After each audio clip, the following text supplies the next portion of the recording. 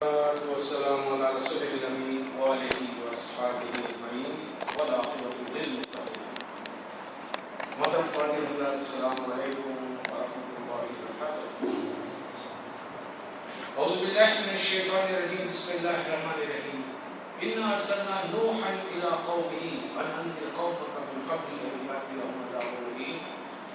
قال يا قوم اني لكم نذير مبين ان اعبدوا الله واتقوه واطيعون يغفر لكم ذنوبكم ويدخلكم جنات تجري من تحتها الانهار. صدق اللہ مولانا العظیم. سورہ نوح کی ابتدائی کچھ آیات تلاوت کی ہے. اتنی عربی کی شدت تو آپ باقی ہوگی کہ ان الفاظ کے معنی سے انا بے شک ہم نے ارسلنا بھیجا نوح علیہ السلام کو الی قومہ ان کی قوم کی جانب کس ہدایت کے ساتھ اعبدوا اللہ، اللہ کی بندگی کرو، واتقوہ اس کا تقوی اختیار کرو، اسے ناراض کرنے والی کوئی حرکت نہ کرو، واطیعون میری اطاعت کرو، میری پیروی کرو، مجھے فالو کرو. تو اس کے جواب میں اللہ تمہارے گناہوں کو معاف کرے گا اور ایک زندگی جو تمہارے لیے مقرر ہے اس کو آسانی ہے. ورنہ اللہ کا عذاب اگر آ جائے تو اس سے بچانے والا کوئی بھی ہو. اس سے پہلے کہ میں حضرت نوح علیہ السلام کی حیات مبارکہ کے بارے میں بات کروں، چونکہ آج ہمارے کچھ نئے احباب موجود ہیں. یہ سلسلہ کیا ہے، اس کے بارے میں کچھ جنگ گزارش ہے.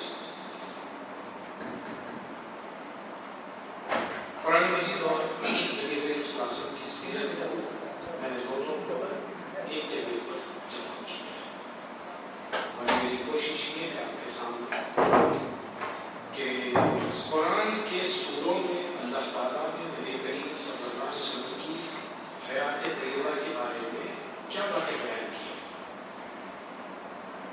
اور پھر نبی صلی اللہ علیہ وسلم کی سیرت کی روشنی میں قرآن کے معنوں کو ہم سمجھنے کی کوشش کریں.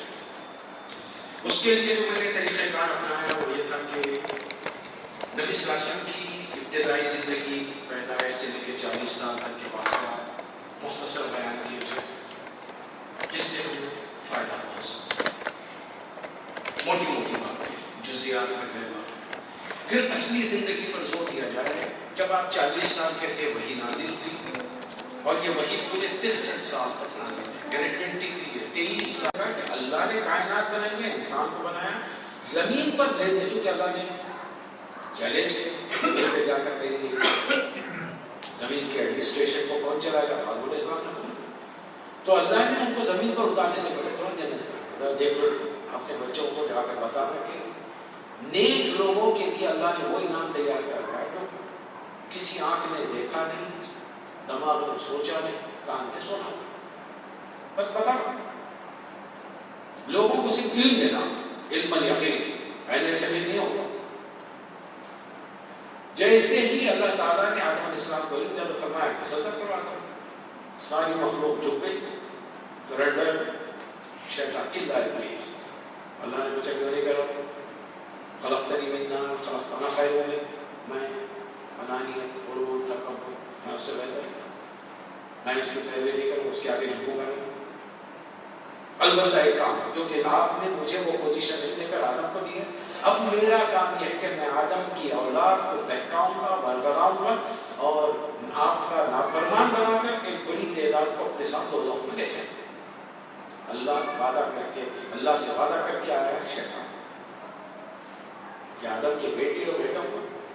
ہمارا ایمان یہ ہے کہ اس وقت دنیا میں جتنے انسان آدم علیہ السلام کے بعد سے لے کر آج تک پیدا ہوئے یہ سب آدم علیہ السلام کی اولاد ہیں، ہم بھی آدم علیہ السلام کی اولاد ہیں. تو یہ انسانی نسل کے رشتے میں یہ ہمارے بھائی بہن ہیں. عقیدے میں فرق آنے کی وجہ سے کوئی ہندو بنا، کوئی عیسائی بنا، کوئی سکھ بنا، کوئی بدھسٹ بنا، کوئی پارسی بنا، اور چونکہ محمد صلی اللہ علیہ وسلم پر ہم ایمان لائے ہیں اس لیے ہم مسلم بنے ہیں، فرما بردار. آج سے ہمارا نام کیا ہے؟ مسلم. ہمارا نام ہندوستانی، پاکستانی، بنگلہ دیشی، چینی، جاپانی، امریکی نہیں. ہمارا نام سید، پٹھان، شیخ، قریش، ہمارا نام یہ بھی نہیں ہے. ہمارا نام میں حنفی، تو شافعی، تو مالکی، تو حنبلی، ہمارا نام یہ بھی نہیں. اللہ نے ہمارا نام کیا رکھا؟ سورۃ الحج آخری آیت، هو سماکم المسلمین من قبل وفی ھذا. ہر زمانے میں اللہ کے نیک بندوں، نبیوں کے امتیوں کا نام ایک ہی تھا، مسلم. ہر نبی کے زمانے میں نبی کو ماننے والے، اللہ کو ماننے والوں کا نام مسلم تھا. لوگوں نے بعد میں اپنے نام بدل دیے، لیکن آج نبی صلی اللہ علیہ وسلم کے امتیوں نے بھی وہی کام کیا. اس لیے علامہ اقبال تڑپ کے فرماتے ہیں، یوں تو مرزا بھی ہو، سید بھی ہو، افغان بھی ہو، تم سبھی کچھ ہو، بتاؤ کہ مسلمان بھی ہو. تم سبھی کچھ ہے، بتاؤ کہ مسلمان بھی ہو.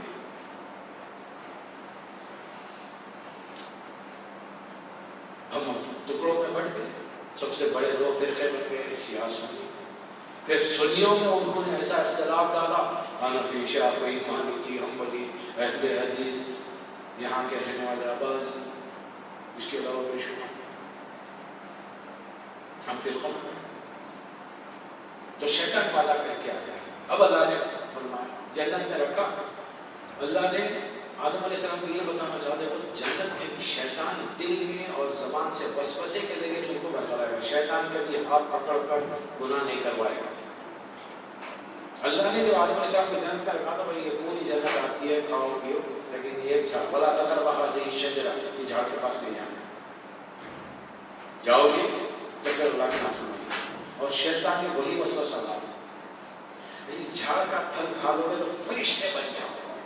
کھانا پینا، بیماری، باتھ روم کو جا رہے ہیں، وضو ٹوٹ رہا، ناپاکی ہو رہی، یہ سب جنجالی نہیں. ہمیشہ پاک صاف اللہ کی عبادت کرو. جانے دو، ہمیشہ جنت میں رہو. اب آدم علیہ السلام کو تو نہیں معلوم کہ پھل کھانے کا نتیجہ کیا نکلے گا. اب دونوں میاں بیوی مل کر ڈسکس کرے ہوگی، اور آخر میں دونوں نے مل کر پھل چل دیا. اللہ صرف یہ بتانا چاہتا ہے کہ دیکھو جنت میں میرے قریب رہ کر بھی شیطان کتنی آسانی سے تمہیں وسوسے ڈال کے ورغلا سکتا ہے. تو جب مجھ سے دور زمین پہ چلے جاؤ گے تو شیطان کیسے کیسے وسوسے ڈالے گا. اور آدم تم تو پیغمبر بھی ہو، پر دنیا کے پہلے انسان، انسانوں کے جد، اور ہوا تو انسانوں کی ماں. دیکھو تمہیں جب ورغلا سکتا ہے تو تمہاری نسلوں کو کیسے ورغلا آئے گا. لہٰذا اپنی اولاد کو ہمیشہ تربیت دینا. اب جاؤ تم لوگ، یہ ہم نے ٹیسٹ کروا کے بتا دیا.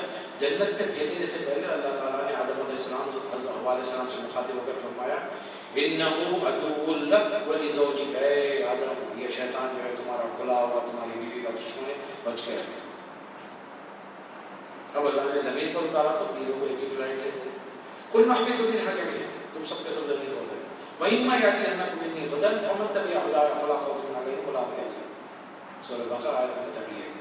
وَالَّذِينَ كَفَرُوا وَكَذَّبُوا بِآيَاتِنَا أُولَٰئِكَ أَصْحَابُ النَّارِ هُمْ فِيهَا خَالِدُونَ. آیت نمبر 39 سورہ بقرہ.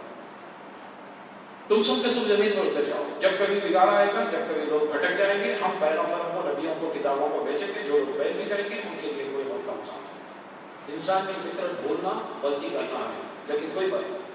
غلطی کے بعد توبہ کرنا، ہم معاف کرنے تیار ہیں. وَلَا التَّوَّابُ الرَّحِيمُ. لاکھ بار غلطی کرو، میں لاکھ بار معاف کرنے تیار ہوں، لیکن توبہ کرو، غلطی کا احساس کرو، شرمندگی کی ندامت وہ احساس ہو. لیکن جو لوگ کفر کریں گے، میرے نبیوں کی باتوں کو جھٹلائیں گے، ان کے لیے دوزخ کی آگ میں اس کو ڈالتا. یہ تھے کچھ آدم علیہ السلام کے واقعات جو ہم نے مختصر رکھے. پھر اللہ شاید آدم علیہ السلام کو اللہ نے زمین پر بھیج دیا. زمین پر آنے کے بعد جب ان کی اولاد بڑھنے لگی تو شیطان نے دو بیٹوں کے بیچ میں فساد ڈال دیا. حسد کی آگ بڑھ گئی. ایک بھائی نے دوسرے بھائی کو ختم کر دیا. سورہ مائدہ اس کا ایک حکم پڑھ لیجیے.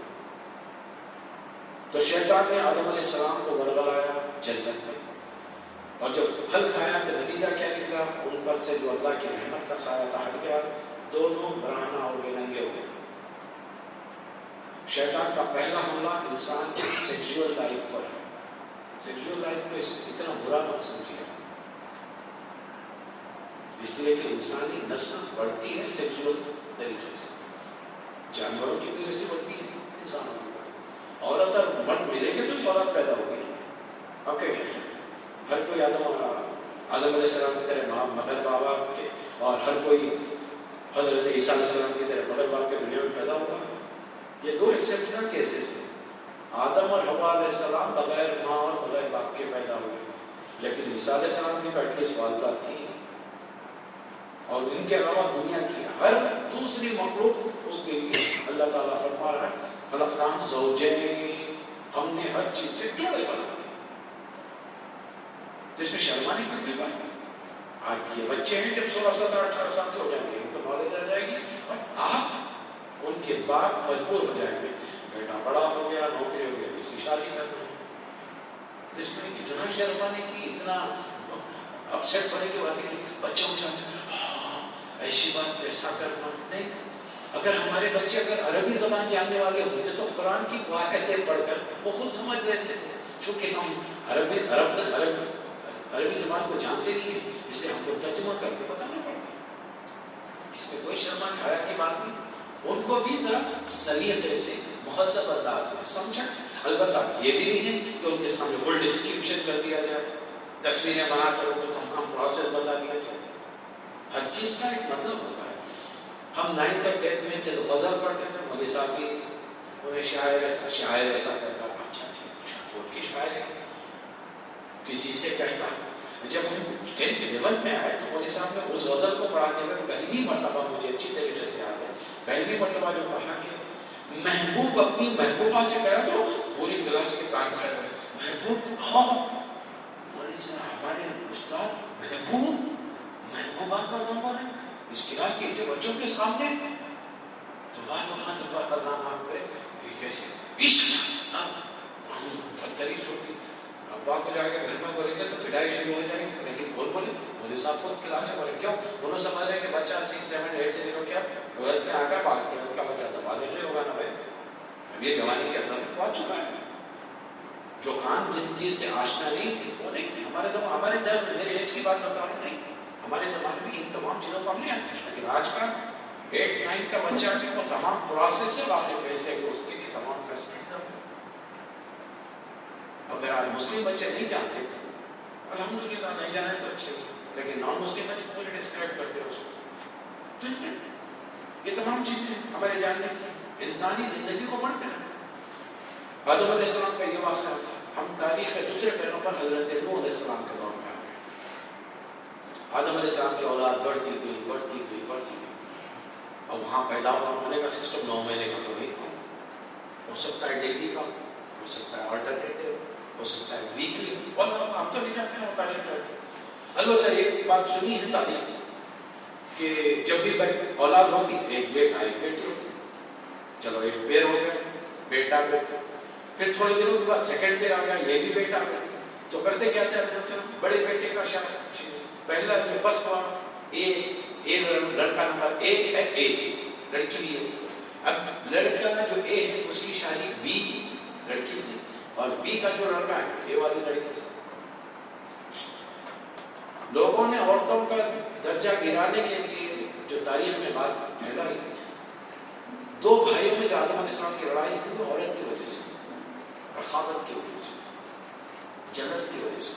دونوں بھائیوں کو ایک ہی لڑکی پسند ہے، لیکن طریقہ تھا کہ بی کی شادی یہ رہے، اے فیمیل سے ہو، اور اے میل کی شادی بی فیمیل سے ہو، لیکن دونوں کو ایک ہی پسند ہے. لہٰذا ایک بھائی نے دوسرے کو ختم کر دیا.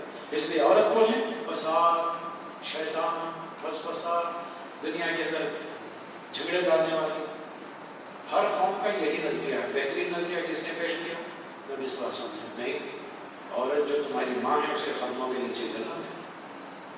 عورت جو تمہاری بہن ہے، بڑی بہن ہے، وہ بھی ماں کی طرح ہے. چھوٹی بہن ہے بیٹی کی طرح. اور بیٹی کون ہے؟ بیٹی تمہاری آنکھوں کی نور، آنکھوں کی ٹھنڈک ہے. پھر شوہر کا، اب عورت کا تیسرا کریکٹر کیا ہوا؟ تمہاری وائف، بیوی ہے. وہ تمہارے گھر کی ملکہ ہے، تمہارے بچوں کی ماں ہے. عورت کا تو بہت بڑا مقام. تم نے تو عورت کا مقام ہی گرا دیا، اس کو پیر کی جوتی بنا دیا. نہیں، تم جس ہستی کو معمولی سمجھ رہے ہو، ہم نے جنت تمہاری ماں کے قدموں کے نیچے. ماں عورت ہے. اب بتائیں عورت کا مقام اسلام میں کیا ہے، دوسرے مذاہب میں کیا ہے؟ کرسچینٹی میں کیا ہے؟ عورت دھوکہ ہے، مایا جال ہے، فریب ہے۔ ہندوازم میں تو عورت کا مقام اتنا گندا ہے کہ عورت شوہر مر جائے تو عورت کو زندہ اس کے ساتھ چھتی کرا جلا دو۔ عورت کا مقام کس مذہب میں، کس علاقے میں؟ آبادی بڑھتی گئی بڑھتی گئی بڑھتی گئی، شیطان اب اپنے حملے کے انتظار میں بیٹھا ہوا تھا۔ ایک علاقے میں جب آبادی ہزاروں کی ہو گئی تو وہاں اچھے برے ہر قسم کے لوگ تھے۔ کچھ لوگ تھے جو معمولی تھے لیکن اپنے کیریکٹر میں، کردار میں بہت اسٹرکٹ تھے۔ جب بات کریں گے سچ بات کریں گے، وعدہ کریں گے پورا کریں گے، کسی میں جھگڑا ہو جائے تو پورے حق اور عدل کے ساتھ انصاف کریں گے۔ جب آدمی میں نیک کوالٹیز ہوتی ہے تو اس کو گلے میں بورڈ ڈالنے کے پھرنا نہیں پڑتا، میں سچ بولتا ہوں، میں انصاف کرتا ہوں۔ سوسائٹی میں اللہ نیکی کو خود بخود پروان چڑھاتا ہے، پھیلاتا ہے۔ اس کی زندہ مثال ہمارے نبی صلی اللہ علیہ وسلم۔ عرب میں تو کوئی پروپیگیشن کا، پبلیکیشن کا، پروموشن کا کوئی بزنس تو نہیں تھا۔ پورے میں مکے میں نبی صلی اللہ علیہ وسلم صادق اور امین مشہور تھے۔ کیسا آپ کچھ ہورڈنگز اور بورڈنگز لگا کے چھوڑے تھے کہ بھئی جو بھی مکے میں آئے جان لے یہاں جو صاحب رہتے ہیں محمد صاحب وہ بڑے صادق ہیں، امین ہیں۔ کیسا معلوم ہوا؟ اس لیے کہ آپ کا جو انٹریکشن لوگوں کے ساتھ تھا، آپ کا جو ٹرانزیکشن تھا اٹ از بالکل کلیئر کرسٹل تھا۔ وہاں پر حق، ہمیشہ سچ بات کرنا، ہمیشہ امانت داری، دیانت داری کی بات کرنا، وعدہ وفا کرنا۔ نیکیاں کسی کی چھپی بھی نہیں رہ سکتی، چاہے وہ میری ہو یا آپ کی۔ اور ہم کو اپنا پروپیگنڈا کرنے کی ضرورت نہیں۔ نیکی خود اپنے آپ کو منوا لیتی ہے۔ جو جھوٹا ہوتا ہے وہ اپنے آپ کو منوانے کی کوشش کرتا ہے، نیکی خود بخود اپنے آپ کو منوا لیتی ہے۔ تو اس قوم میں بھی کچھ بزرگ تھے، نیک لوگ تھے، ان کا انتقال ہو گیا۔ اب انتقال ہو گیا تو اچھا، اب آپ ہم سب مسلمان ہیں، کعبے کے بارے میں جانتے ہیں، یہ بھی معلوم ہے کہ اس وقت امام کعبہ بھی ایک صحابی ہے، عبد الرحمن سودے صاحب، نام تو سنا ہے، جن کے خلاف بھی بڑی مشہور ہے۔ اب فرض کریے کہ اللہ ان کو لمبی عمر دی، صحت تندرستی دی، ایمان کے ساتھ، ان اسٹیج میں ان کا انتقال ہونا ہے۔ او ہمارے کوئی چچا ہے، ماموں ہے، خالو ہے، پھوپھا ہے، کون ہمیں سے مسلمانوں نے سوائے ٹی وی کو دیکھا بھی نہیں ہوگا۔ جب انتقال ہوگا تو عالم اسلام کی اتنی بڑی ہستی کا جو کعبۃ اللہ میں امامت کرتی ہے تو عام مسلمانوں کا دکھ صدمہ ہوگا کہ نہیں؟ یا کیسے اتنی بڑی ہستی، اتنا نیک امام کہ کروڑوں مسلمانوں کو ریپرزینٹ کرتا ہے، حج کے موقع پر 30 لاکھ کی امامت کرتا ہے، عرفہ کے میدان میں خطبہ دیتا ہے، رمضان کے دنوں میں تراویح پڑھاتا ہے۔ اتنا مقدس کعبۃ اللہ کی موت ہے، کسی کے بس کی بات نہیں ہے۔ اتنے بڑے مقام پہ جائیں گے انتقال ہو جاتے ہیں۔ ہمارے پاس جو لیڈرس ہیں بعض وقت تعجب کریں گے، مسلم تو مسلم، غیر مسلم، ابھی یہاں تو سارے نوجوان بیٹھے ہیں جو عمر سے ان سے پوچھے، جان ایف کینیڈی کا جب انتقال ہوا اس کو جب شوٹ کیا گیا ساری دنیا کے انسانوں نے غم منایا۔ وجہ کیا تھی؟ مسلمانوں کا لیڈر نہیں تھا، یہودیوں کا نہیں، واز اے کرسچن، یہودیوں کا نہیں تھا، ہندوؤں کا نہیں تھا، چینیوں کا، چائنیز کا نہیں تھا، جاپانیز کا نہیں تھا۔ پھر ہم کیوں منائیں؟ اس لیے کہ لوگوں نے دیکھا کہ کیریکٹر کے اعتبار سے بڑا اچھا ہے، انصاف کی بات کرتا ہے، لوگوں کے حقوق کی بات کرتا ہے، اور سب سے بڑھ کر اس کا رجحان مسلمانوں کو، فلسطینیوں کو انصاف دلانے کی طرف تھا، شوٹ کرانے کا۔ تو ساری دنیا میں اس کا سرما ہوا، افسوس منایا گیا، تو دنیا میں ہوتا ہے۔ تو اس قوم میں بھی جب چند لوگ نیک لوگ تھے ان کا انتقال ہو گیا تو پوری قوم جمع ہوئی، صدمے میں، غم میں، یا بڑے نیک لوگ، اور نیک لوگ کوئی بڑے بڑے لیڈرس نہیں تھے لوگ، کوئی صاحب فوجی ہیں، کوئی صاحب کسان ہیں، کوئی صاحب چھوٹی سی دکان ڈال لے کے اپنا کاروبار کر لیں، لیکن پوری سوسائٹی میں مشہور ہے کہ نیک انسان ہے، وقت پہ عبادت کرتا ہے، ہمیشہ سچ بولتا ہے، جب کوئی فیصلہ کرنا ہوتا ہے تو چاہے ان کے رشتہ دار کا کیوں نہ ہو حق کے ساتھ فیصلہ کرتا ہے، بہت نیک۔ ایسے انسان سوسائٹی میں عام نہیں۔ تو قوم جمع ہوئی غم منانے کے لیے۔ دیکھیے آدمی کوئی بڑا آدمی مر جاتا ہے کتنی بڑی تعداد میں لوگ جمع ہوتے ہیں جنازے کو کھانا دینے کے لیے، چاہے مسلم ہو غیر مسلم ہو۔ پھر اس کو آخری جنازے تک پہنچا، پھر دفن کرنے تک، جلانے تک وہاں موجود رہتے. کیوں رہتے؟ اتنی بڑی تعداد میں کیوں رہتے؟ ایک اٹیچمنٹ ہو جاتا ہے نا اس کی طرف. اس قوم میں بھی ایسے اس موقع پر شیطان نے فائدہ اٹھا کر، شیطان اپنے کام سے غافل نہیں. ایک بات یاد رکھیں، شیطان اللہ کا نافرمان ایمان سے دور بے ایمان ہے. ایمان سے دور بغیر ایمان کے بے ایمان. لیکن جو وعدہ کر کے اللہ سے کہ آدم کے بیٹے بیٹیوں کو بہکاؤں گا، تو وہ بڑی ایمانداری سے اپنا کام کرے.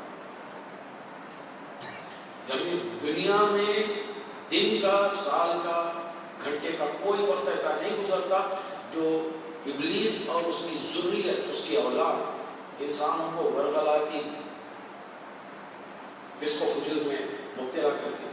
لاکھوں انسانوں کو شرابی بنایا، جواری بنایا، بدکار بنایا، لاکھوں انسانوں کے ذریعے خلق و غارت گیری کی. زمین میں وہ اپنا کام کر رہا ہے. اللہ چاہتا ہے زمین میں سکون قائم ہو، عدل قائم ہو، انصاف ہو، لوگوں کو عقل ملے. اور شیطان چاہتا ہے کہ بالکل اللہ جو تعلیم دے رہا ہے اس کے خلاف. اب دیکھیں نا، چھوٹی سنتوں کو دیکھ لیجیے. ہمیں حکم ہے ہر چیز کو سیدھے ہاتھ سے استعمال کرو. کپڑے پہن رہے ہو تو پہلا سیدھا ڈالو، اتارتے وقت بائیں ہاتھ پہلے نکالو. جوتا پہن رہے ہو پہلا سیدھا کرو، ساکس پہن رہے ہو پہلا سیدھا، کھانا کھا رہے ہو سیدھے ہاتھ سے. لیکن آج کل کے ہمارے نوجوان لیفٹ ہینڈ سے کیا کہ چائے بھی نہیں، ٹی پیتے ہیں. ٹی پیتے ہیں تو لیفٹ ہینڈ کے کھاتے وقت بہت کم کسی کو یاد آتا ہے. چلیے آپ چاکلیٹ کھا رہے ہیں، بچے کو آپ نے یاد دلا، بچے کو یہ تو یاد دلا کھانا کھاتے وقت دعا پڑھنی چاہیے. تو چاکلیٹ کھا رہا تو سمجھ یہ کھانا تھوڑی ہے، نہ بریک فاسٹ ہے، نہ لنچ ہے، نہ ڈنر ہے، یہ تو چاکلیٹ ہے، اس لیے بسم اللہ پڑھنا ضروری ہے. بولو چاکلیٹ کھاتے وقت بسم اللہ پڑھتے ہیں؟ ایسے ہی بول جاتے ہیں. کب ہوتا ہے؟ شیطان کا کام ہر اس کام کے خلاف ورزی ہم سے کرانا ہے جو اللہ نے اللہ کے رسول نے حکم دیا. تو شیطان ایسے موقع پر بیسٹ اپارچونٹی تھی پہنچ گیا. یہ مسند احمد کی حدیث ہے. حضرت عبداللہ بن عباس رضی اللہ تعالیٰ عنہ فرماتے ہیں اس موقع پر شیطان نے یا تو لوگوں کو چھوٹے چھوٹے پتلے اسٹیچوز دے دیے یا تصویریں دے دی. وہ ان 5 کتنے لوگ مرے تھے؟ 5 آدمی. یہ سورہ، جس سورہ کی میں نے آیت تلاوت شروع میں کی ہے، سورۃ النور، یہ اس کے اندر ہے. ودا، یعوق، یغوث، نصرہ، سوا. کتنے بزرگ تھے؟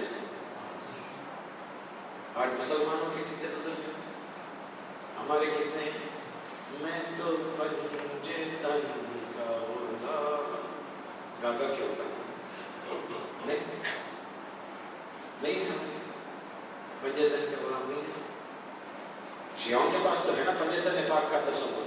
پنجے تن پاک شیعوں کے کون ہے؟ حضور اکرم صلی اللہ علیہ وسلم، حضرت علی، حضرت فاطمہ، حضرت حسن، حضرت حسین. ٹھیک ہے. تو ہم نے اپنی مسجدوں میں کیا لگا کے رکھا ہے؟ ہمارے بھی پنجے تن پاک کون ہے؟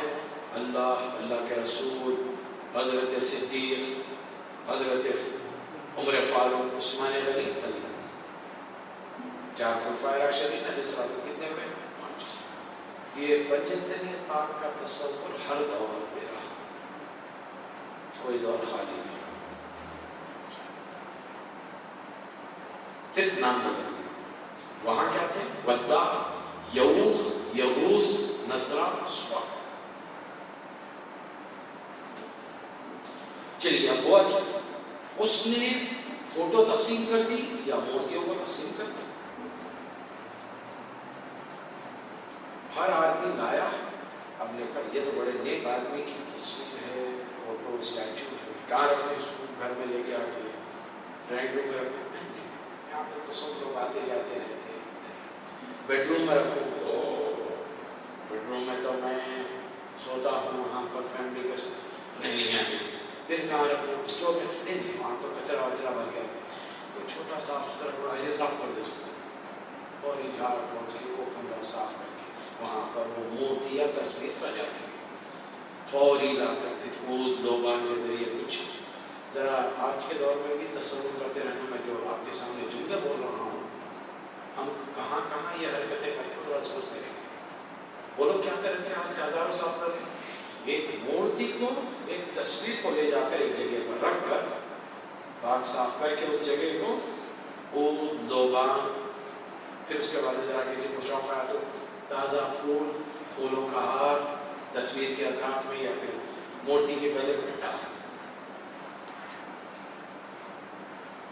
اب لے جا کے رکھ دیا.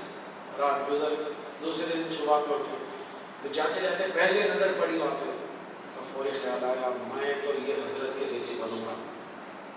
انہوں بھی یہی کام کرتے تھے, انہوں بھی کسان تھے, میں بھی کسان تھا. اب میں نیک بنوں گا, ان کے کبھی گالی نہیں دوں گا, جھگڑا نہیں کروں گا, وعدہ خلافی نہیں کروں گا. گئے دفتر اپنے کام پہ چل گئے. لیکن وہ روٹین کی جو عادت رہتی اتنی آسانی سے نہیں چھوڑتی. تو پرانی عادت ہم جتنے بڑے میں رہتے نا, بندر کتنا بھی بڑا ہو گیا کلاٹی مارنا نہیں چھوڑتا. تو برائیاں جتنے سیکھنے والے رہتے نا وہ ایک دن میں برائیوں کو دیکھ لیتے ہیں. وہ برائیاں بڑی دیر سے چھوٹتی ہیں. اس کی ایک آسان مثال میں آپ کو دوں. مجھے توقع ہے کہ جتنی خواتین اور مرد حضرات بیٹھ کے سنیں پکی نمازی تھے ان کے انڈیا میں بھی آئے. فرض نہیں کہ کوئی میرے جیسا نہیں تھا جو وہاں نمازی پکا رہے تھے, یہاں کا بننے کی کوشش کرا. اب کئی سال کے بعد میں چلو فجر میں باجماعت ہو رہی ہے, بخایا بھی باجماعت ہو رہی ہے. تو کتنے سالوں کے بعد یہ پریکٹس ہوئی, کئی سال کے بعد میں باجماعت کی. اب ایک پابندی ہم پر آئی. بچے کی جماعت چھوٹنے کے لیے کتنا دیر ہوتا؟ 1 سال ہوا. سالانہ چھٹی دفتر میں منظور ہوئی, چھٹی کی سیلری کا چیک ملا, ٹکٹ آیا, پاسپورٹ آیا, تو سیدھا کہاں چلے جاتے؟ ظہر کی نماز کو جاؤں یا بازار میں سامان خریدوں. اب بازار میں ادھر سے اتنا خریدے اتنا خریدے تب ڈر ہوتا. یہ سب اتنے تھیلیاں پکڑ لے کے مسجد میں رکھا تو چپل مار دیتے, یہ تھیلے بھی چھوڑتے نئے کپڑوں کے کوٹ لے کے بھاگ جاتا. ایسا کرتا ہوں, بہت تھک بھی گیا ہوں, گھر کو جا کے پڑھ لیتا. چلو کیا چھٹی پہلے نماز اور مسجد چھٹی. اب گھر میں اتنا تھک کے جا کے پہلے کھانا کھا لیتا ہوں پھر پڑھتا ہوں. کھانے کے بعد میں جو سکارا نیند کا تاری ہوا اس کے بعد ادھر آگے 10 منٹ آرام کر کے پڑھتا ہوں. پھر وہاں کھلی تو پتہ چلا عصر کا ٹائم ہو گیا. پھر اس کے بعد اور دوست کو بولا تھا گاڑی لے کے آنے کے راستے, انہیں آ رہا جلدی جلدی سامان کی پیکنگ بھی کرنا ہے, انہیں بھی آ گیا میں بھی آ گیا. آپ عصر چلے گئے. اب یار مغرب تو پڑھنے کے راستے میں باہر جانے کا ہے, لوگوں راستے میں کہیں دیکھیں پیچھے بھی گاڑی میں نکل گئے. مغرب گئی, اندر جا کے انتظار میں بیٹھ گئے, عشاء چلی گئی. اب پلین میں بیٹھ گئے تو 1.5-2 گھنٹے کا سفر ہے. جب میں پورے چاروں خزاں پڑھ لوں نا, کیسا خزاں پڑھوں گا؟ میں بیٹھا ہوا ہوں, آپ بند کر کے ادھر سے آواز ٹھک ٹھک ٹھک ٹھک ٹھک بول رہے ہیں. آنکھیں کھول کے دیکھا تو آپ پہلے اس میں ادھر چلے گئے. اس لیے کہ جو نہیں دیکھنے کی چیزیں تھی سب ذکر میں موضوع کدھر ہے. حالانکہ میں نے بلایا, بولے بازو والا بٹن دبایا, انہوں نے لگا ٹیک ٹیک آگے. کیا چاہیے سر؟ اب اس کی مسکراہٹ ہے میرا دل تو ادھر سے سلام نہ کہ ادھر کا ادھر آ گیا, لیفٹ ہینڈ سے رائٹ ہینڈ پہ آ گیا. اب اس کے سامنے شاہ نماز پڑھنا کتنے شروع ہوا تو میں نے دیکھ لی تو کیا بولی گی انہیں, کھٹا مسلمان ہے, داڑھی بھی نہیں ہے, کم وقت کر کے نماز پڑھا میرے سامنے. تو انہیں بولی تب پھر جنت تھوڑی ملتی ہے. اللہ میاں کا کیا ہے, قریب 70 پاؤں سے زیادہ ایک دن نمازیں پڑھا اتنے سال سے اتنے مہینوں سے پڑھتے ہوئے آ رہا ہوں کہ ایک دن نہیں پڑھا تو اللہ میاں معاف نہیں کرتے. گھر جا کے پڑھ لو. چلو فلائٹ ختم ہو گئی, فرض ہے فجر کے وقت گھر کو پہنچے. ہم میں سے ایمانداری سے دل پہ ہاتھ رکھ کے بولے کہ گھر پہنچنے کے بعد ہزاروں میل کا سفر, 1 سال ماں باپ بہن بھائی سے دور, بیوی بچوں سے دور, گھر پہنچے, اللہ کا شکر ادا کرنے کے لیے 2 رکعت مسجد میں پڑھنے کے لیے پہنچے. میں میرے سامنے اظہار بن کر پتا میں بھی نہیں کرتا. سیدھا کہاں چلے گا اوپر جا کے اماں سے ایک دو آسوں بھی نکالے ہمیں, جیسے کہ معلوم اماں کو معلوم کب وقت آیا بیوی کے پیچھے پڑتا رہتا ہے, دوستوں کے پیچھے. اب ہم سے اپنی رات میں جانے کی دریج نہیں. ابا سے ملے ذرا, ابا سے ویسے محبت کم رہتے, انہیں ذرا ہر وقت ڈانٹ ڈپٹ کرتے رہے, ان سے بھی ذرا مل کے ہو کر کے 1-2 آنسو بہانے چلے ختم. بیٹا تیرے لیے ناشتہ, اب ذرا اب فجر تو چلی گئی تھی دیر کے اندر ملنے ملانے میں. اب لیکن 9-10 بجے تک بیٹھ کے پوری سفر ایسا ہوا, دفتر میں یہ ہوتا تھا, کمپنی میں یہ ہوتا تھا, 10 بج گئے، اچھا پیٹ بھر کے اپنا پراٹھا ڈال کے گھی کا بنا ہوا اپنے ہاتھ کا سالن بنائے، کھا پی کے چائے پی کے اب غور کر کے جو سوتا اثر زور تک سوتے. تو پہلی چیز کیا چھوٹی جو مہینوں کی محنت کے بعد میں بنی تھی؟ نماز. شیطان چھڑانا کیا چاہتا ہے؟ جس چیز کو جتنی محنت سے آپ پکڑو گے وہ سیکنڈ میں چھڑا دے گا. اب یہاں پڑھو دن بھر سوچ کے کوئی نیک بنوں گا، لیکن ہوا کیا نیک بن گئے نہیں. شام میں آئے تو پتا چلا وہ پھر اچھا شام میں آئے بھول گئے. میں تو کہتا ہوں کہ ہم اللہ کو بھولتے ہیں، وہ مورتی ہم کو کیسے یاد رہے گی بھائی؟ ہم میں سے کون ہے جو ہاتھ اٹھا کر بول سکتا ہے کہ 24 گھنٹے وہ خدا کو یاد رکھتا ہے؟ بلکہ میں آپ کو چیلنج کر رہا ہوں کہ 24 گھنٹے میں سے بعض وقت تو ایسے ہوتے ہیں کام کے آپ اپنے آپ کو بھول جاتے ہیں. آپ کام کی مصروفیت میں بولتے ہیں کہ سکون چائے پینے کا ٹائم نہیں ہے، بلکہ ایک دوسرا لفظ ہوتا ہے کھجانے کا ٹائم ہے. اب کام کھجانے کا وہ نہیں ہوتا ہے، کھجانے کا بھی ٹائم ہے. تو بعض باتوں کو لگا کے کھجا دے کھجانے کا بھی ٹائم ہے. اب غصہ نہ پڑ جاؤ، اپنا کام کا غصہ ہے اس کا نکالنے چل رہا تھا جانا نہیں دیکھ رہے اتنا مصروف چائے نہیں لے جا رہا، چائے لا کے رکھا آپ اتنے مصروف میں چائے ٹھنڈی لے گیا. آپ اپنے آپ کو بھول چکے ہیں اتنے مصروف. بیوی کا فون آ رہا سائلنٹ پہ ڈال کے رکھے دیکھتے بھی. اب گھر کو آئے تو مجھے اتنے فون کری تمہارے کو کیا ہے، تم خالی یہ لاؤ ترکاری لاؤ ہری مرچی لاؤ پودینہ لاؤ دفتر میں تمہارے کا میری جان جانے میں بیٹھا ہوا سر کے پر چلو اس کو ایک دو چار ڈال کے لا اتنے مصروف. جب ہم اپنے آپ کو بھول رہے ہیں خدا کو بھول رہے ہیں، اور خدا کو بھی معلوم ہے کہ بندہ مجھے بھولنے والا ہے، اس لیے 5 بار اس نے ٹائم مقرر کیا. ان الصلاۃ کانت علی المؤمنین کتابا موقوتا. 5 بار اے علیہ السلام بندے پکاریں گے آؤ تاکہ معلوم ہو تمہاری زندگی میں ہوں اور سب سے بڑھ کے ہوں. تم بیوی سے صبح میں فجر پہ 8 بجے مل کے نکلتے ہو تو 5 بجے ملتے ہو، تم مجھ سے اتنی دیر گھنٹے کو دور نہیں رہ سکتے. ہر چند گھنٹوں کے بعد میرے دربار میں آتے ہیں. صرف فرق یہ ہے کہ تم مجھے نہیں دیکھ رہا کہ میں تمہیں دیکھ رہا ہوں. ہر چند گھنٹوں کے بعد میں حاضر ہوں میرے پاس، ورنہ کہ تم مسلسل مجھے بھول جاؤ گے تو بھول ہی جاؤ گے کہ خدا بھی ہے. تو ہم بھول جاتے ہیں. اب وہ صاحب جب گھر پہنچے تو ان کو گھر میں سے گزرتے وہ کمرے کے سامنے گئے بہت کیا وعدہ کر کے سوچ کر گیا تھا کیا پلاننگ تھی ان کے جیسا بنوں گا، لیکن آج تو اس کو یہ موٹے موٹے 2 کلو کے گالیاں دے کے آئے. آج اسے جھگڑا کر کے اس کا سر پھاڑ دیا میں نے. ارے کل نہیں کروں گا ایسا. اب روز یہی چلنا سیکھے. اچھا گھر کے جو لوگ ہیں وہ جو چھوٹے بچے وغیرہ ہیں اولاد بیوی وہ نہ دیکھ رہے کہ یہ آدمی کو پتا نہیں کیا ہوگا. جب سے وہ مورتی لا کے رکھا ہے کہ وہ لوبان چلاتا کہ وہ چلاتا کبھی فروٹ ڈالتا کبھی جا کے کھڑے رہ جاتا خاموش کھڑے رہتا. اب وہ جو صاحب کھڑے ہوئے ہیں ان کو دن بھر پچھتاوا ہے کہ یار میں ان کے جیسا بننے کے لیے گیا اللہ کے سامنے بننے کے لیے گناہوں سے، لیکن آپ دن بھر ایسا نہیں ہوا. وہ لوگ سے دور سے دیکھتے ہیں. اور ہماری کمزوری کیا ہے کہ ہم جو چیز سمجھتے ہیں اپنے گھر والوں تک وہ میسج کر کے نہیں کرتے. ہم سمجھتے ہیں کہ وہ ہم کو دیکھ کر خود سمجھ جائیں ہم کیا کریں. تو کیا ہو گیا کمیونیکیشن کیا بات ہے. ہم نے میسج میں اس مورتی کے سامنے کیوں کھڑا ہوں نہیں معلوم، ان کو نہیں معلوم مجھے معلوم. اچھا چلیے کئی سال گزر گئے، یوں سمجھیے کو زمانے میں میں تھے، اب میں بوڑھا ہوں تو میرے بچے کیا ہو گئے، اور جو چھوٹے تینوں دیکھ رہے تھے کل تک اب جوان ہو گئے. اب ان کی شادی بہو گھر میں آ گئی. اب پھر 1 سال 2 سال کے بعد پوتا بھی ہو گیا. اب ہم چونکہ ریٹائرڈ ہو جاتے ہیں تو ریٹائرمنٹ کے بعد ہم لوگ کیا کرتے ہیں، ہمارے گھر کے مسلمان وہ نہ دیکھیں گے ریٹائرمنٹ تک تو کھل چھل کے انتہائی نوجوان بنے ہوئے تھے. جیسے ریٹائرڈ ہوئے ایسا بیگ پکڑ لے خلاص دنیا میں ٹوٹ گیا. اب کیا ہو گیا، اب دوسرے دن سے مسلمان بن گئے. داڑھی بھی آ گئی، ہاتھ میں سر پہ ٹوپی بھی دوپلی آ گئی، ہاتھ میں تسبیح بھی آ گئی. جب دیکھو قرآن پڑھو معلومات نماز مسجد میں جا کے اس کو ہمیشہ تنگ کرتے رہے. جوانی میں کبھی مسجد کو گئے یہ گئی ہوئی ہے اور وہ مسجد برسوں سے انہیں چلا رہا متولی ہے مؤذن ہے. اب اس میں جا کے بھیک مانگتے ہیں کیونکہ ہم نہیں گئے یہ کیوں ہو رہا وہ کیوں ہو رہا اس کو تناور کرتے ہیں. ہماری ڈیوٹیز کیا ہوتی ہے، نماز پابندی سے پڑھ رہے، صبح میں اٹھ کے جا کے روز لے کے آتے ہیں، پھر آ کے اخبار پڑھتے رہنا، پھر 9 بجے وہ ناشتہ دے دیتے، ناشتہ کر لینا، اس کے بعد میں پورے محلے کو ڈھونڈ لیتے، ڈنڈا لیتے پھرتے رہنا.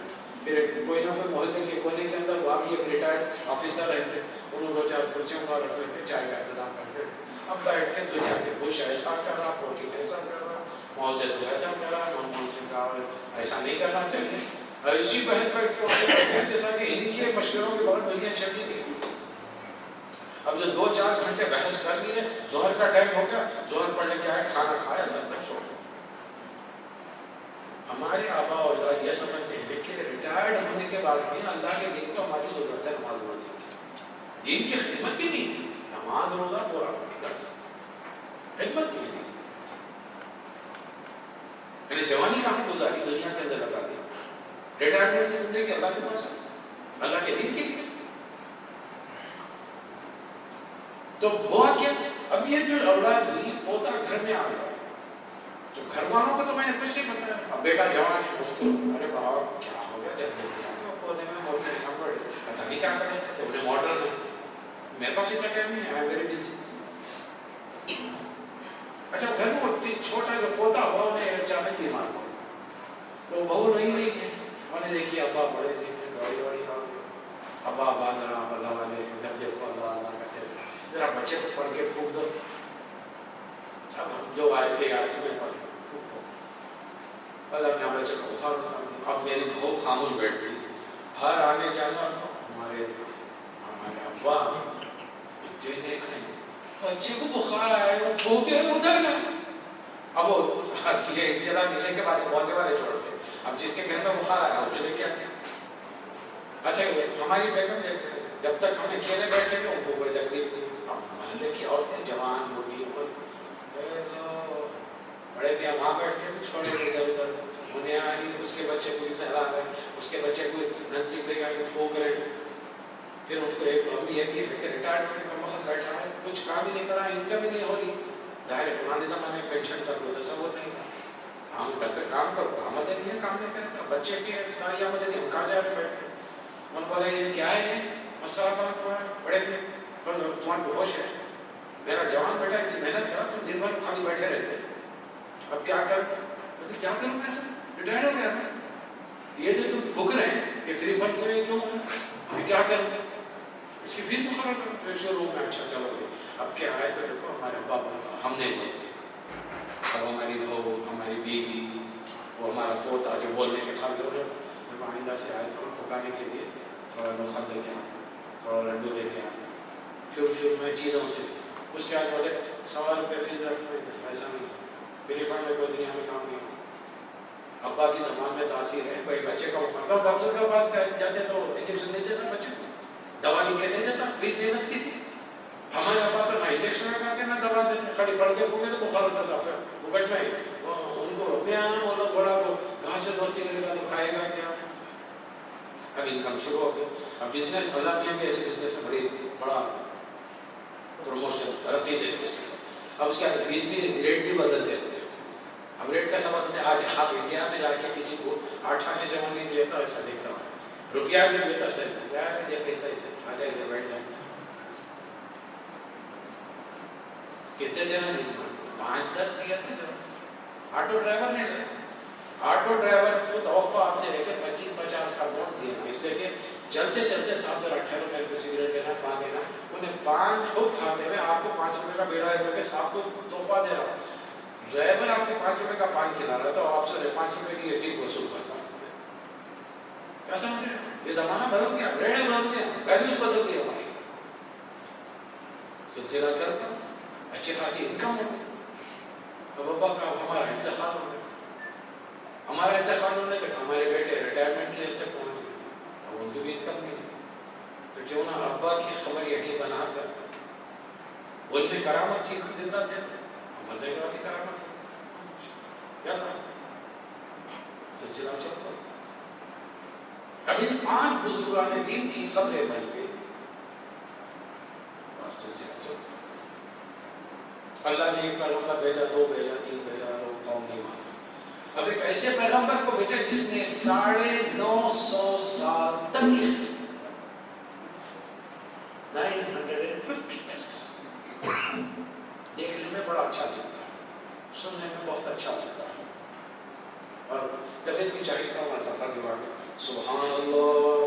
نعرہ بھی لگا سکتے ہیں 950 سال تبلیغ کا موٹے چلو تبلیغ کا مطلب کیا ہے؟ صبح ناشتہ کر کے گھر سے نکل جانا لوگوں میں یہ بولے تھے کہ نا اللہ ایک ہے، اللہ کے ساتھ کسی کو شریک مت کرو، کسی کو شریک مت کرو۔ تم جو جا کر ان 5 لوگوں سے مانگ رہے ہو، ہم کو بیٹے دے، ہم کو اولاد دے، ہم کو صحت تندرستی دے، ہمارے کو نوکری دے، ہماری بیٹیاں جوان ہو ان کی شادیاں کروا دو، تم ان کی عبادت نہیں کر رہے ہو، لیکن ان سے مانگ کیوں رہے ہو؟ ان کے ذریعے کیوں مانگ رہے ہو اللہ سے کہ یہ اللہ کے نیک بندے تھے، اللہ کے پاس جائیں گے، ہم ہمارا پوسٹ مین کا کام کریں گے، ہمارے اپلیکیشن کو سینکشن کرا کے لائیں گے، اور جیسے ہی لائیں گے ہمارا کام ہو جائے گا۔ اب اس کے لیے ہم نے کیا کیا؟ اب ہم کسی سے مانگتے ہیں ڈبہ بنا کے ہم کو چھوڑ دیں، خود ہی آؤ، جو آپ کے ریکوائرمنٹس ہیں، جتنی بڑی آپ کی اپلیکیشن اور ریکوائرمنٹ ہے اتنا ہی پیسہ ڈال دو۔ آپ کو نوکری چاہیے تو بولو اگر باہر آپ کو رشوت دیتے تو کتنی دیتے تھے آپ؟ اور آپ سمجھ رہے کہ 8 آنے 4 آنے غلے میں ڈال کے نوکری مل جائے، اتنے نوکری آسان اسی حساب سے ڈال۔ اور ہم لوگ بھی اتنے یورس اوبیڈینٹلی ہیں کہ 100 کی نوٹ بھی غلے میں ڈال کے ایسا پیٹ دے کے کھڑے رہتے ہیں، پیٹ دے کے باخلا مرد بھی کھڑے رہتے۔ تو وہ جو مستنڈا وہاں پہ بیٹھا ہوا ہے مورچہ پہ کرتے تھے شمار شب دو مارتا، ابا کبھی پھولوں کی چھڑی سے نہیں مارے، لیکن وہ ڈانڈے سے جا کے ہم مار کھا کے آئے تو خبر پہ بیٹھ کے ہماری پیٹوں پہ مورچہ کے کٹے سے مارے۔ اور کیا دے رہا کھانے کو؟ ہم تو نقد پیسہ ڈال کے، ہم نے کیا دے رہا؟ وہ جو اگربتی کا نیچے دھواں وہ راک پڑی ہوئی ہے وہ دیتا، اور جو بچے ہوئے نخل ہیں وہ دیتا، خبر کے اوپر جو گلاب کے پھول کی پتیاں سڑ گئی ہیں وہ نکال کے تبرک بول کے دیتے۔ وہ تبرک میرے مسئلہ تک آیا، میں حیران، میں منسٹری میں ہوں، اجمیر شریف سے میرے نام پہ پارسل آیا تھا، کہاں سے آیا؟ اب اس کو کھول کے دیکھیں تو اس میں 4-5 نفر پڑے ہوئے ہیں، 2-4 پھول کے پتیاں پڑے ہوئے ہیں، کچھ ہودی پڑی۔ اب بڑے لمبے عرصے سے تو یہ تھا کہ میں خیر ہوا کیا، ان لوگوں کو میرا نام کیسا معلوم؟ اس زمانے میں جہالت میں ہوا تھا کہ کار کمپنی انڈیا میں جاپان کی کھلی تھی تو ہم بھی پوچھے، ایک ہمارے دوست اس میں کام کرتے تھے، پورے بڑا فائدے کا ہے کہ آپ کچھ خرید لو، ہم تو جانتے تھے قرآن پڑھے نہیں حدیث پڑھے، ہم خرید۔ بعد میں پتہ چلا کہ جتنوں کے نام بھی اسٹاک شیئر ہولڈرز میں آئے ہیں ان کے پورے پتے وہاں پہ اسٹاک لسٹ میں موجود، درگاہوں کو انہوں نے سپلائی کیا تھا۔ اور پھر خط بھی اتنا متاثر تھا کہ حضرت آپ سے بڑے خوش ہیں، آپ سالانہ عرس آنے والا ہے، جتنا آپ دیں گے انشاءاللہ تعالیٰ 10 گنا 100 گنا آپ کو 700 گنا ثواب ہوگا۔ اب میں یہاں سے 10 ریال کا ڈرا بھیجتا ہوں تو 700 گنا لگا لو، 700 into 10 7,000۔ اب یہ شرک چلتا ہے، یہ سلسلہ چلتا ہے۔ نوح علیہ السلام 950 سال گھر سے جب نکلتے ہیں تو قوم کے لوگ تنگ کرتے ہیں، بڑے بڑے لوگ لیڈرز ہیں، گھر میں بیوی ایمان نہیں لائی، بیٹا ایمان لائی۔ میرے خیال میں آج کا سیشن یہیں پر ختم کریں۔ آپ لوگ بہت ہی اہمیت میں سوچ رہے ہیں، لیکن مجھے وقت کا بھی خیال رکھنا ہے کہ 8:30 کا ٹائم تھا، ہم نے شروع کیا 9:15 اور 10 ہو چکے ہیں، تو نوح علیہ السلام سے سلسلہ یہاں رکھیں گے، پھر کیا ہو اس بارے میں انشاءاللہ اگلے سیشن میں بات ہوگی۔ کیونکہ تھوڑا سا وقت مجھے لگ رہا ہے، جو نئے ہیں آنے والے حضرات ان کو بیک گراؤنڈ دینے میں، تو یہ بات ہمارے یہ واقعہ میں 1 گھنٹے میں کور کر دیتا ہوں، چونکہ آپ کے سامنے بیک گراؤنڈ بھی تھوڑا رکھا تھا تاکہ یاد دہانی کے طور پر، اور اس میں تھوڑا سا وقت زیادہ ہوگا، تو یہاں پر ہم نے سلسلہ اب یہاں تک ہماری بات پہنچی کہ حضرت نوح علیہ السلام اپنے قوم میں تبلیغ کی۔ جب خالص تبلیغ، خالص اللہ کا پیغام بندوں تک پہنچایا جاتا ہے تو what is the reaction of the nation? What is the reaction of the people? لوگوں کا وہاں پر ریئیکشن کیا ہوتا ہے؟ نبی ایک ایکشن کر رہا ہے، تعلیم دے رہا ہے، ایکشن کے جواب میں ریئیکشن کیا ہوگا اس کے بارے میں ہم دیکھیں گے۔ اس کو بہت توجہ سے سنیے، اس لیے کہ شرک اللہ کے ہاں قابل معافی نہیں ہے۔ انسان کی زندگی میں بے شمار گناہ ہیں، ڈاکہ ڈالنا، کسی انسان کو قتل کرنا، کسی عورت کی عزت توڑنا، بے شک شراب پینا، یہ سب کبیرہ گناہ، لیکن اللہ ان کے بارے میں فرما رہا ہے ان اللہ لن یغفر من یشرک، جو شرک کرے گا اللہ اس کا گناہ معاف یغفر ما دون ذلک، اس کے علاوہ جو بھی گناہ ہے شاید معاف کرے گا، لمن یشاء، جس کے لیے یغفر لمن یشاء یعذب، جس کو چاہے سزا دینا، جس کو چاہے معاف کرے. لیکن گنجائش یہ ہے کہ بڑے سے بڑے گناہ کی بھی شاید معافی مل جائے، اس لیے کہ بندہ بشر ہے، یہ گناہ کر سکتا ہے. لیکن اللہ میری ذات میں میرے برابر کسی کو بناؤ، یہ شرک میں برداشت نہیں کر سکتا. تو اللہ نے اس نبی حضرت نوح علیہ السلام کو ان کی قوم میں 950 سال تبلیغ کرنے کے لیے. تو یہ 950 سال میں کیا کیا واقعات ہوئے، گھر پر اس کا امپیکٹ کیا ہوا، گھر میں کتنے ایمان لائے، باہر کتنے ایمان لائے، اور جو ایمان لائے ان کو اللہ نے کیا انعام دیا یا بچا دیا، اور جو ایمان نہیں لائے، جو نبی کے خاص، نبی کا بیٹا، نبی کی بیوی، ان کے ساتھ اللہ نے کیا معاملہ کیا. تو یہاں ہم کو پتا چلے گا کہ کسی سے رشتہ داری بھی آدمی کو فائدہ نہیں پہنچا سکتی جب تک کہ اس کے پاس ایمان اور عمل صالح موجود نہ ہو. ایمان ہوگا، نیک عمل ہوگا تو اللہ جنت کے وعدے کر رہا ہے. یہ دونوں چیزوں کے بغیر دنیا میں کچھ نہیں.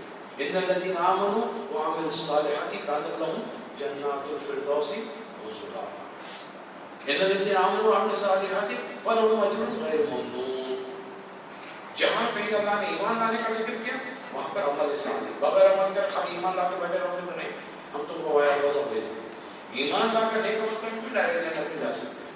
پھر وہ نیکیاں وہ نہیں ہے جو تم سمجھو، نیکی وہ ہے جو ہم نے قرآن میں بیان کی. ہمارا طریقہ وہ ہے جو ہمارے نبی صلی اللہ علیہ وسلم نے عمل کر کے بتایا.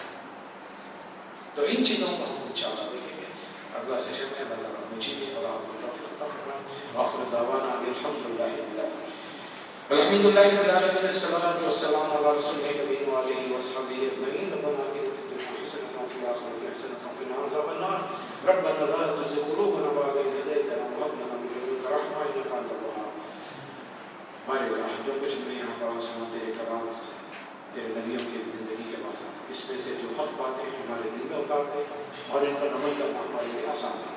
ہمارے عقیدوں کو درست کر، ہمارے عمل کو نیکی کے راستے پر چلنے کی توفیق عطا فرما. جو باتیں غیر ضروری اور غیر مطابق کہہ دی گئی ہیں وہ تمام ساتھیوں کے دماغ سے، دلوں سے محو کر دیں.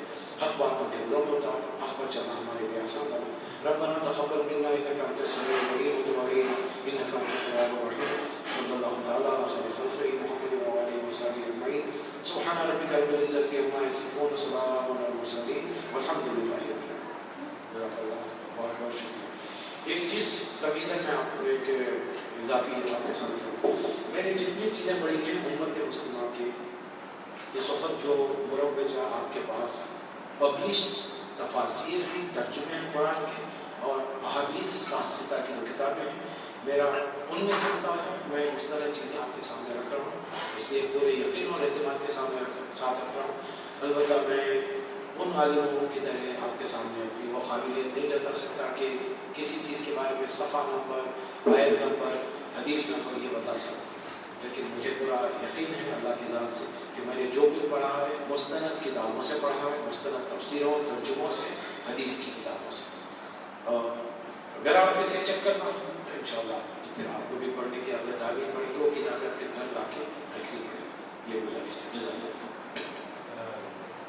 جی سوالات چند منٹ ہے، اس میں سوالات بلا تکلف کیجیے. ایک سوالات کے ذریعے میں ایک گزارش یہ بھی رکھ لیجیے کہ مجھے عالم سمجھ کر سوال مت کیجیے. میں قرآن خاص طور پہ سیرت نبی صلی اللہ علیہ وسلم کا ایک معمولی طالب علم ہوں. میں نے ایک کام کیا ہے کہ نبی صلی اللہ علیہ وسلم کی سیرت کو میں نے کسی حد تک یاد کرنے کی کوشش کی قرآن کی روشنی میں، اور وہ آپ کے سامنے پیش کر رہا ہوں اس نیت کے ساتھ کہ اگر کسی مقام پر مجھ سے کچھ غلطی، کوتاہی، کمی ہو جائے تو آپ میں سے کوئی بلا تکلف، جوان، بوڑھے، عمر رسیدہ کی شرط نہیں، بلا تکلف مجھے روکے ہم نے اس مستند کتاب میں یہ پڑھا، آپ کہاں سے پڑھا. تو میں انشاءاللہ تو ایک طالب علم کی طرف سے سوال کیجیے، مجھے ہو سکے گا جواب دو گا، ورنہ پڑھ کے آگے جواب دوں یا پوچھ کے آگے جواب. دو کوشچن ہے. فرسٹ کوشچن وسیلے کے سلسلے میں میرا دوست آگے پوچھتے ہیں کہ وسیلہ جو ہے کئی لوگ عالم دین جو ہوتے ہیں وہ وسیلہ ہے، حدیث سے ہے اور یہ دعا مانگتے وقت بولتے ہیں کہ رسول اللہ صلی اللہ علیہ وسلم کے سفید سے کہ تو ہماری دعا قبول کر، ایسا کچھ ٹرمینالوجی یوز کرتے ہیں دعا میں.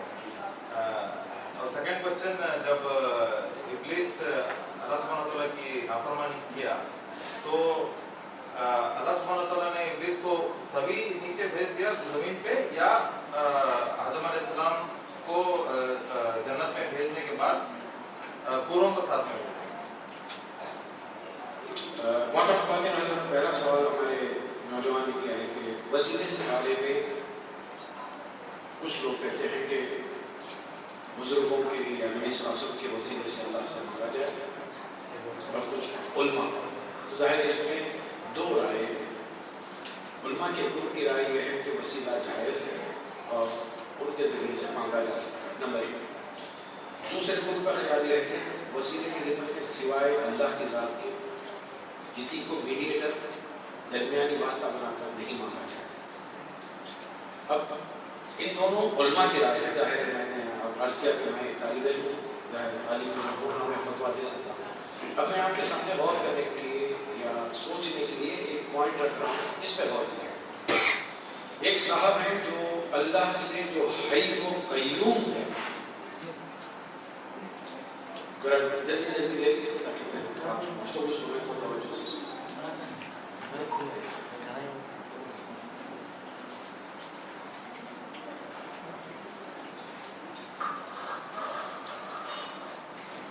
ایک تو یہ کہ اللہ کی ذات حی و قیوم ہے. اللہ نے اپنے بارے میں سمیع کا لفظ استعمال کیا.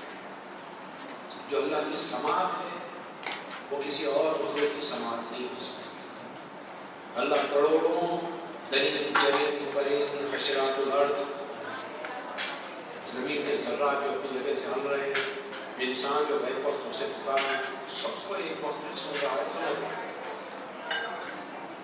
اس وقت 10 آدمی بیٹھ کے زور سے بولنا شروع کریں گے تو آپ اور میں سمجھ نہیں پائیں گے کہ وہ سب کیا کہیں گے. اس وقت اس دیوار کے پیچھے خواتین کی بات کر رہی ہیں، آپ اور میں نہیں سن سکتے. ہماری سماعت محدود ہے، ہر مخلوق کی سماعت محدود ہے، اللہ کی سماعت لامحدود ہے. ایک صاحب جناب مسٹر اے کسی وسیلے سے بزرگ کے اللہ سے مانگتے ہیں.